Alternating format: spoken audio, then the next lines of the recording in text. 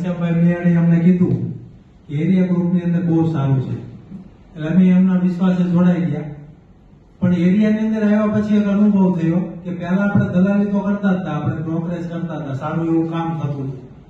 પણ જયારે એરિયાની અંદર આવ્યા ને ત્યારે આપણને પહેલા એવું લાગતું કે આ ભાઈ વિપુલભાઈ છે, અશ્વિનભાઈ છે, પ્રદીપભાઈ છે, તો આપણા હરીફ છે, એટલે આપણે એને કામ નહીં આપવાનું, આપણો ક્લાયન્ટ એને આપશું તો એ ડે કરી નાખશે, એટલે આપણી દલાલી જશે. પહેલા આવું થતું. પણ એરિયાની અંદર આવ્યા ત્યાર પછી એવો અનુભવ થયો કે આ બધા આપણા જ ભાઈઓ છે, આપણે સાચી છે, એટલે આપણને કોઈ પ્રકારનો અવિશ્વાસ એની ઉપર રહ્યો નહીં. અને ક્યારેક એવું થતું કે આપણી પાસે કોઈ પ્રોપર્ટી હોય અને એ પ્રોપર્ટી આપણે કોઈને શેર ન કરી શકીએ, કારણ કે એમાં શું છે, ડાયરેક્ટ થઈ જાય. અને કોઈકની પાસે ક્લાયન્ટ હોય તો એને પણ એમ થાય કે હું ક્લાયન્ટ બીજાને આપીશ તો એ ડાયરેક્ટ થઈ જશે. એટલે આવો પ્રશ્ન બધાને મનમાં હતો. પણ એરિયાની અંદર જયારે જોઈન્ટ થયા અને ગ્રુપની અંદર બધા મેસેજ આપણે મૂકતા કે મારી પાસે આ બંગલો છે, તો એક મેસેજ મૂકો તો આપણા એરિયા ગ્રુપના બધા મેમ્બર પાસે એ પહોંચી જાય.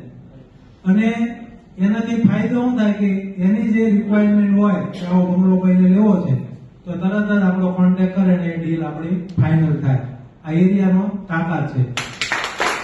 જેમાં આપણે જોઈએ કે એક લાકડી હોય ને, એ લાકડી આપણે તોડવી હોય તો તરત આપણે તોડી નાખીએ, બે હાથથી આમ કરીએ તો તૂટી જાય.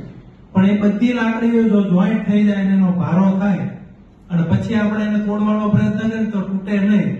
એટલે આપણે બધા એક એક લાકડી હતા, પણ આજે એક સંયુક્ત ભેગા થઈ ગયા એટલે હવે કોઈની તાકાત નથી કે આપણને તોડી શકે. આ એક એરિયાની તાકાત આપણે અહીં જોઈએ.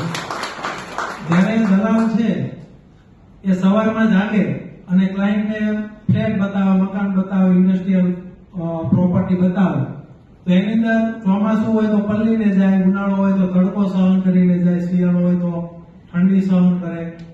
આ બધું સહન કરે ને એની પાછળ આપણા ઘરના સભ્યોને જ ખ્યાલ હોય કે અમારા ઘરે ત્યાં બ્રોકરિંગનું કામ કરે છે તે આટલું સહન કરે છે.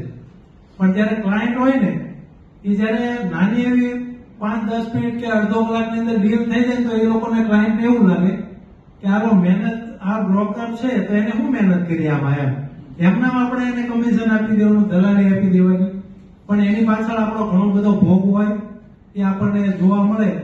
અને બીજું એક જોયું કે જ્યારે આપણે કોઈ પણ ક્લાયન્ટ હોય, ધારો કે આ વિપુલભાઈ મિયાણી છે, તો એમનો ક્લાયન્ટ હોય ને એ મહેનત કરતા હોય કે કોઈ પણ પ્રોપર્ટીની અંદર, તો એની અંદર આપણે પગ ખેંચવાનો નહીં, એ આપણે શીખવા મળ્યું. કારણ કે એ જયારે મહેનત કરતા હોય તો આપણે એને સપોર્ટ કરવાનો કે બહુ સારું તમે કામ કર્યું, તમે ડીલ કરીને. તો આપણે જયારે કોઈ પણ ડીલ કરીએ આપણે ત્યારે રાજી થવાનું કે આપણા ભાઈએ તે મહેનત કરીને એને ત્યાં સપોર્ટ મળ્યો ને, અને એ જ ધંધાની અંદર આગળ વધે. જયારે તમે નેગેટિવ પાસાની અંદર જાઓ ત્યારે કેવું બને કે અધ્યાત્મની અંદર બે શક્તિ કામ કરતી હોય એવું આપણને બતાવવામાં આવે.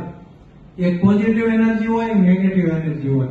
જયારે તમે પોઝિટિવ માઇન્ડની અંદર બધું લેવા માંડો ત્યારે એ શક્તિ તમને આપણા ધંધાની અંદર, આપણા વ્યવસાયની અંદર બધે કામ લાગતી હોય. અને નેગેટિવમાં જાઓ તો નેગેટિવની અંદર ઓટોમેટિક તમને વિલ પાવર છે ડાઉન થતો જતો હોય, એ આપણને જોવા મળે. આજે આપણે હાથીને જોયો હોય તો હાથી કેટલું મોટું પ્રાણી કહેવાય, પણ જયારે એકલો હોય ને ત્યારે એને કૂતરો હોય ને એ પણ ભસીને એને પાછો પાડી દે.